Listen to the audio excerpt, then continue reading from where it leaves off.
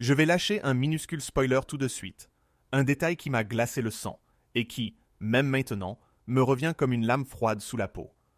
Un soir, je suis rentré plus tôt, la pluie frappait le toit de l'abri au fond du jardin, et derrière la porte entr'ouverte, j'ai entendu ma femme rire, d'une voix que je n'avais pas entendue depuis des mois.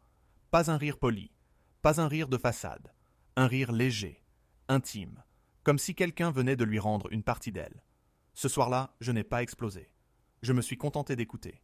Et c'est exactement ce calme qui a tout détruit. Parce que, à partir de ce moment, j'ai compris qu'il ne s'agissait pas d'un simple malentendu, mais d'une histoire en train de s'écrire dans ma propre maison. Alors je rembobine. Au début, tout avait l'air inoffensif, presque paisible. Ce genre de vie que les gens envient de l'extérieur. Une maison tranquille, à la campagne, pas loin de Chartres. Un grand terrain. Des matinées qui sentent l'herbe humide et le café. Des habitudes à la place de l'excitation. Du confort à la place des étincelles. Et j'ai confondu ça avec de la stabilité. Je plaisantais même en disant que les drames n'arrivaient jamais à des gens comme nous. J'avais tort. Terriblement tort. Tout a commencé avec un jardinier, recommandé par un voisin. Jeune, poli, discret, toujours à l'heure. Il parlait peu, évitait souvent mon regard, mais souriait facilement à ma femme. Je l'ai remarqué une fois, et j'ai balayé ça d'un geste. 2 fois, et j'ai accusé mon imagination. La 3e fois, je me suis dit que j'étais juste insécure. Parce que c'est ce que font les hommes raisonnables. Ils expliquent leur malaise, jusqu'à ce qu'ils deviennent trop gros pour être ignorés. Puis ma femme a changé des petites choses. Rien de spectaculaire. Parfois un parfum différent, des tours plus longs dans le jardin précisément quand il était là, des questions sur la fréquence idéale pour tailler les haies. Je l'ai taquinée en disant qu'elle allait devenir experte en arbustes. Elle a ri trop vite et a répondu qu'elle s'ennuyait. L'ennui est un mot dangereux dans un couple. Je ne le savais pas encore. Ou peut-être que je le savais, et que j'ai choisi de faire comme si de rien n'était. Progressivement, la maison a eu l'air mise en scène, comme un décor pensé pour impressionner des inconnus, plutôt que pour réconforter ceux qui y vivent.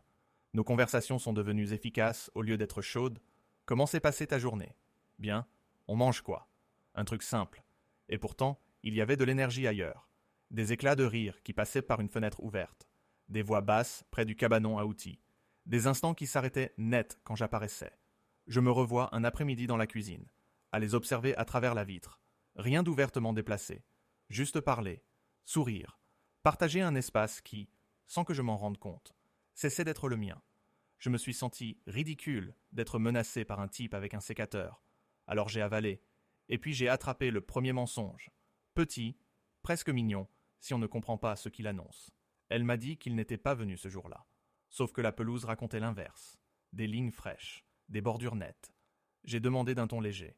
Elle a haussé les épaules, en disant qu'il était peut-être juste passé rapidement. Ses yeux n'ont pas cherché les miens, et à cet instant quelque chose de froid s'est posé dans ma poitrine. Pas de la colère, de la clarté, parce que les mensonges ne crient pas. Ils chuchotent. Et si tu écoutes vraiment, ils te disent tout. Cette nuit-là, j'ai à peine dormi. Mon esprit repassait chaque signe ignoré, chaque excuse que je lui avais offerte, et j'ai compris que ce n'était pas lui le centre du problème. C'était ses choix. Et mon silence, je me suis juré de ne pas exploser. Je voulais observer, apprendre. Parce que quand le sol de ta vie se fissure, soit tu paniques, soit tu étudies la faille. Et moi j'ai toujours été un homme qui apprend avant de bouger.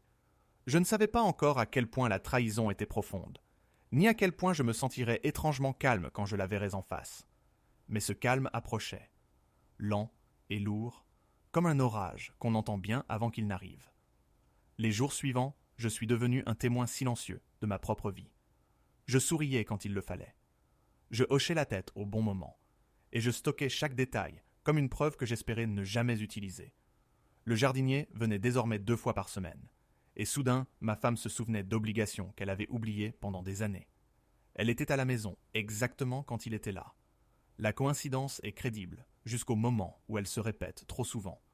J'ai commencé à faire des détours dans la maison, juste pour passer devant certaines fenêtres. Les reflets sont devenus mes alliés.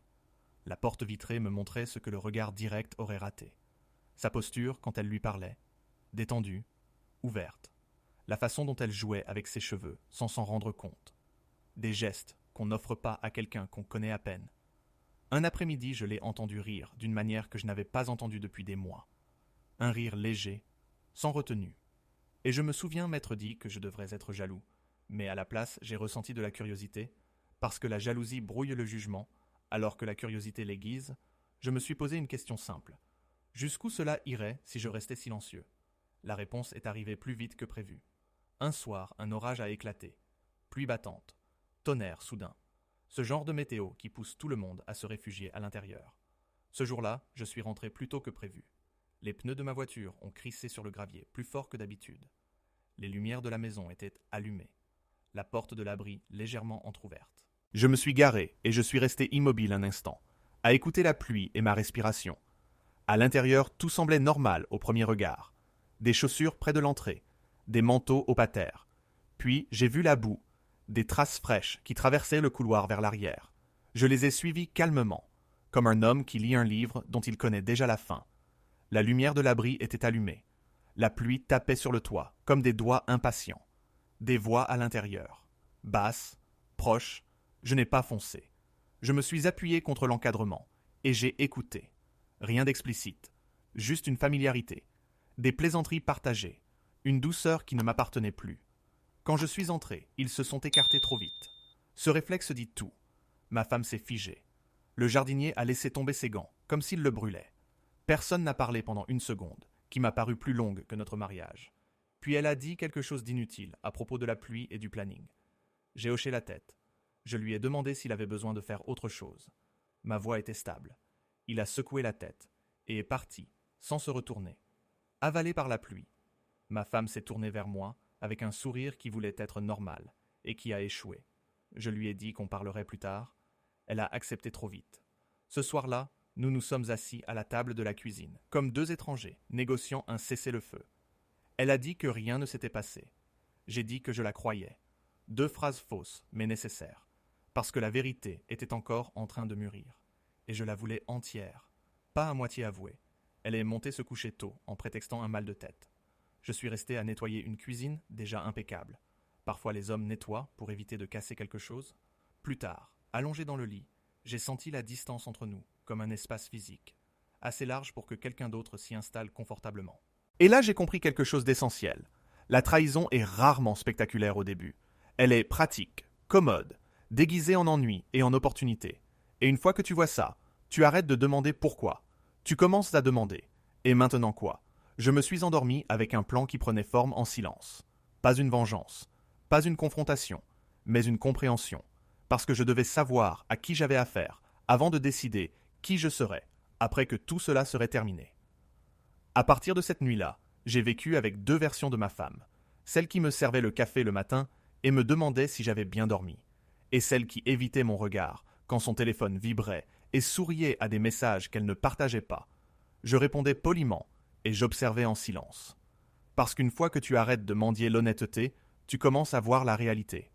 Le jardinier est devenu plus sûr de lui. Son utilitaire se garait plus près de la maison. Ses visites s'étiraient bien au-delà de ce qui était nécessaire. Je le regardais se déplacer sur ma propriété comme s'il y avait sa place. Et d'une certaine manière, c'était le cas. Parce que mon silence lui avait donné la permission. Ma femme s'est remise à fredonner, en cuisinant. Une habitude qu'elle avait perdue depuis des années. C'était comme regarder quelqu'un rénover ta maison pour un autre, changer les couleurs et l'ambiance, pendant que toi tu continuais à payer les factures. J'ai décidé de tester la vérité, avec douceur. Un soir au dîner, j'ai évoqué l'idée de réduire les dépenses. Et peut-être de se passer du jardinier pendant quelque temps. Sa fourchette est restée suspendue une fraction de seconde. Presque invisible, mais suffisante. Elle a demandé pourquoi. Trop vite. J'ai répondu que le jardin n'avait plus besoin d'autant d'attention. Elle s'est détendue lentement et a ri, disant qu'elle aimait beaucoup l'aspect du terrain en ce moment, qu'il avait l'air vivant. Ce mot est resté avec moi. Vivant. J'ai hoché la tête en disant qu'on y réfléchirait. Cette nuit-là, elle s'est approchée de moi, dans le lit, d'une manière qui sonnait comme une répétition. J'ai laissé faire sans émotion, comprenant que parfois, la culpabilité porte l'affection comme un costume. Après, elle s'est endormie paisiblement, et je suis resté à fixer le plafond en réalisant autre chose. Ce n'était pas seulement une aventure, c'était une mise en scène, et j'étais le public qu'elle voulait continuer à tromper. La semaine suivante, j'ai pris une journée, sans le lui dire. Je suis parti le matin comme d'habitude, puis je suis revenu discrètement 1 heure plus tard. J'ai garé la voiture assez loin pour qu'on ne la voie pas. J'ai fait le tour du terrain, comme un étranger. Et de loin, je les ai vus assis sur les marches arrière. Pas de gestes déplacés, pas de théâtre, juste de la proximité. Partager un moment qui autrefois était le nôtre. Ils parlaient comme des gens qui préparent quelque chose, penchés l'un vers l'autre, souriant. Et à cet instant, j'ai ressenti un calme étrange, parce que le doute venait de se transformer en confirmation. Et la confirmation apporte un soulagement. Je ne les ai pas interrompus. Je n'ai rien filmé. Je n'ai pas fait irruption. Je suis retourné à ma voiture, et je suis reparti. Parce que voir n'est pas agir. Et je n'étais pas encore prêt. Le soir, ma femme m'a demandé comment s'était passée ma journée. J'ai dit « productive ». Elle a répondu bien. Nous avons souri comme des collègues polis. J'ai compris qu'elle se croyait prudente. Mais la familiarité rend négligent. On cesse de se cacher quand on se sent en sécurité. Et elle se sentait en sécurité parce qu'elle me pensait prévisible. Les hommes qui travaillent dur et rentrent fatigués sont censés être aveugles. Le jardinier a commencé à utiliser plus souvent l'entrée latérale, un raccourci qui évitait la maison principale. Elle a commencé à verrouiller la porte derrière moi quand je partais travailler, une habitude qu'elle justifiait par la sécurité. J'ai failli rire. La sécurité contre qui? Un après-midi, elle a oublié son téléphone sur le plan de travail. Il a vibré. Je n'ai pas eu besoin de lire longtemps. Juste un prénom que je ne connaissais pas enregistré sous un faux contact. J'ai reposé le téléphone sans y toucher, parce que j'avais déjà ce qu'il me fallait. La certitude. Cette nuit-là, j'ai mieux dormi que depuis des semaines, parce que la clarté a un pouvoir apaisant. Je savais que quoi qu'il arrive ensuite, ne me briserait pas, parce que j'étais déjà sorti du mensonge. Et une fois que tu fais ça, tu arrêtes de réagir. Tu commences à décider. L'histoire avançait avec ou sans elle. Et pour la première fois depuis le début, je me sentais en avance sur elle, plutôt que coincé à l'intérieur. J'ai cessé de me voir comme un mari trompé, et j'ai commencé à me voir comme un homme qui collecte des faits. Ce glissement a tout changé. Ma femme a senti quelque chose, mais elle l'a mal interprété. Elle m'a demandé si j'étais fatigué ou stressé. J'ai répondu que le travail était chargé. Elle a hoché la tête avec soulagement, parce que le stress se gère plus facilement que la lucidité. Le jardinier a commencé à traîner même quand j'étais à la maison. L'audace grandit quand le secret se croit solide. Il évitait toujours mon regard, mais ne se dépêchait plus de partir. Il se déplaçait, lentement, comme quelqu'un qui teste des limites. Un samedi matin, ma femme a proposé de l'inviter à prendre un café pour le remercier de son travail. L'audace de cette idée a presque forcé mon respect. J'ai accepté immédiatement. Une lueur de surprise a traversé son visage. Elle s'attendait à une résistance, pas à une coopération. Nous nous sommes retrouvés tous les trois à la table de la cuisine. La vapeur montait des tasses, des politesses flottaient au-dessus de quelque chose de déjà pourri. Je lui ai posé des questions sur son activité, ses projets, son avenir. Il a répondu prudemment, puis s'est détendu. Les gens adorent parler d'eux-mêmes quand ils pensent être en train de gagner. Ma femme nous observait attentivement, riait au bon moment, réglait la température de la pièce, comme on ajuste un thermostat. J'ai vu alors à quel point elle était devenue habile à gérer les récits. Après son départ, elle a dit que c'était agréable d'être cordiaux. J'ai approuvé, parce que la cordialité révèle plus que l'hostilité. Les semaines suivantes, j'ai modifié mes horaires. Parfois plus tôt, parfois plus tard. L'imprévisibilité déstabilise les menteurs. Elle a commencé à poser plus de questions, à vérifier plus souvent. L'affection a augmenté. Les compliments sont revenus. Mais tout sonnait légèrement faux, comme une chanson jouée à la mauvaise vitesse. Je savais qu'elle essayait de rééquilibrer quelque chose, de maintenir deux mondes sans qu'ils ne se percutent. Ce qu'elle ignorait, c'est que j'étais déjà sorti du centre. Un soir, elle a mentionné que le jardinier pourrait bientôt arrêter de travailler pour nous, qu'il avait d'autres opportunités. J'ai observé son visage. C'était nouveau. J'ai demandé pourquoi. Elle a haussé les épaules en disant que les gens passent à autre chose. L'ironie m'a presque fait sourire. Plus tard dans la nuit, je l'ai entendu pleurer doucement dans la salle de bain. Pas des sanglots, des larmes contrôlées. Une peine sans témoin. Je n'ai ressenti aucune envie de la consoler. Non par cruauté, mais par lucidité. Le lendemain, je suis tombé sur le jardinier en ville. Par hasard, il a eu l'air surpris, puis nerveux, puis étrangement sûr de lui. Il m'a dit que ma femme lui avait parlé de moi, qu'elle disait que j'étais compréhensif, un homme bien. J'ai répondu que j'essayais de l'être. Il a hésité, comme s'il voulait ajouter quelque chose, puis s'est tu, la peur rattrapant enfin le fantasme. En rentrant, ma femme m'a demandé si je l'avais vu. J'ai dit oui. Elle s'est figée une seconde, puis a souri en demandant comment il allait. J'ai répondu occupé. Le silence entre nous s'est étiré, rempli de tout ce que nous ne disions pas, Et j'ai compris alors qu'elle se préparait à une fin, mais pas à celle qu'elle méritait. Cette prise de conscience m'a apporté une paix étrange, parce que les fins sont puissantes quand on les choisit, et je me rapprochais de la mienne, pas par colère, pas par orgueil, mais par respect de moi-même, quelque chose de beaucoup plus silencieux et bien plus difficile à manipuler. J'ai commencé à planifier des conversations plutôt que des confrontations, des futurs plutôt que des réactions, parce que la vraie victoire n'était pas de l'exposer, mais de quitter la situation sans me perdre. Et j'étais presque prêt à le faire. Je me suis surpris à imaginer ma vie, sans avoir à m'expliquer à quelqu'un qui connaissait déjà la vérité. Et cette idée était plus légère que je ne l'aurais cru. Ma femme est devenue plus nerveuse à mesure que mon calme s'installait. Elle m'a demandé si j'étais heureux.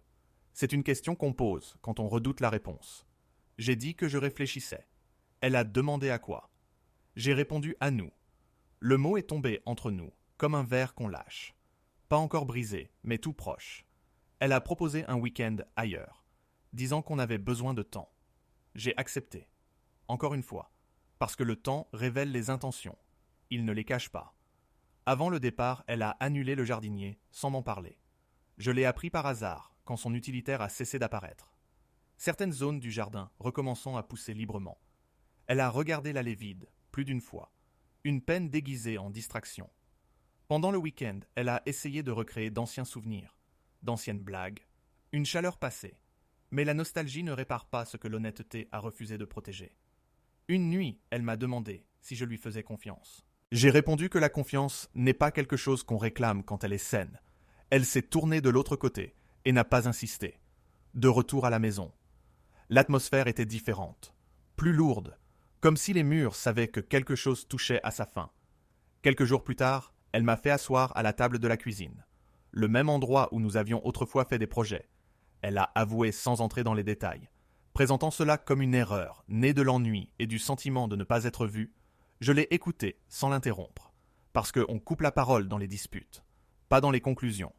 Quand elle a terminé, elle a attendu ma colère. Une voix qui monte, une punition. À la place, je l'ai remerciée pour la vérité, et je lui ai dit que je savais déjà. Le choc sur son visage était réel. Enfin, réel. Je lui ai dit calmement que la trahison n'était pas le pire. Le pire était la durée, pendant laquelle elle m'avait regardé en choisissant le confort plutôt que l'honnêteté. Elle a pleuré alors. Vraiment. Sans contrôle. Et je ne l'ai pas consolée. Non par dureté, mais par clarté. Je lui ai dit que je partais. Pas pour la punir, mais pour me protéger. Elle m'a demandé s'il restait quelque chose à sauver. S'il existait un geste, une parole, un effort qui pourrait changer ma décision. J'ai répondu non.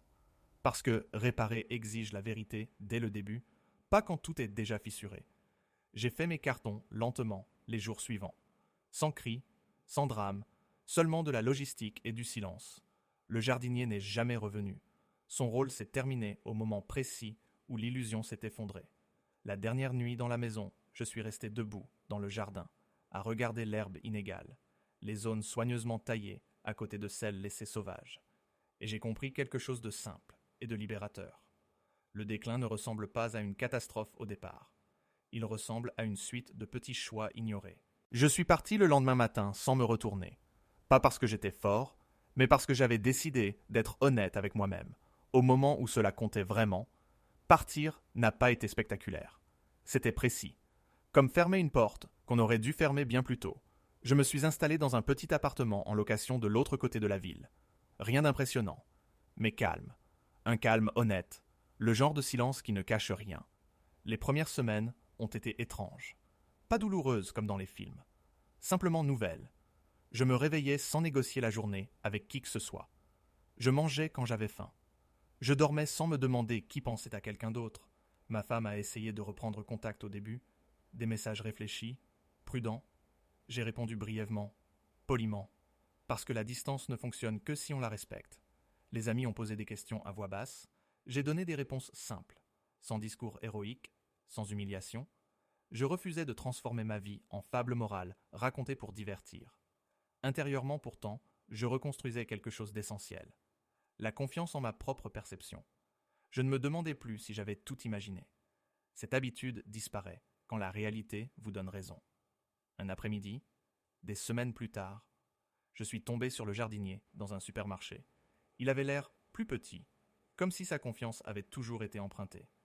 Il a dit qu'il était désolé. Je l'ai cru à moitié.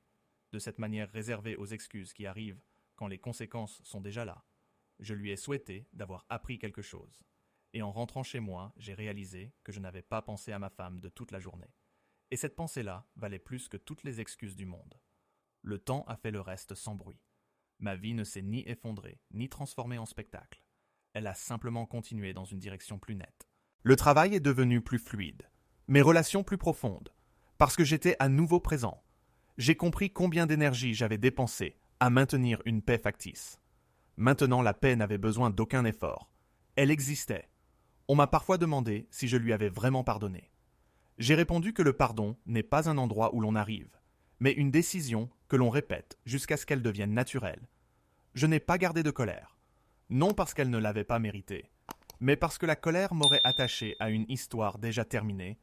J'ai appris que la trahison semble personnelle, mais parle surtout du choix de quelqu'un entre le confort et le courage. Un soir, en traversant un parc près de chez moi, j'ai senti l'odeur de l'herbe fraîchement coupée. Je me suis arrêté net. J'ai souri sans amertume.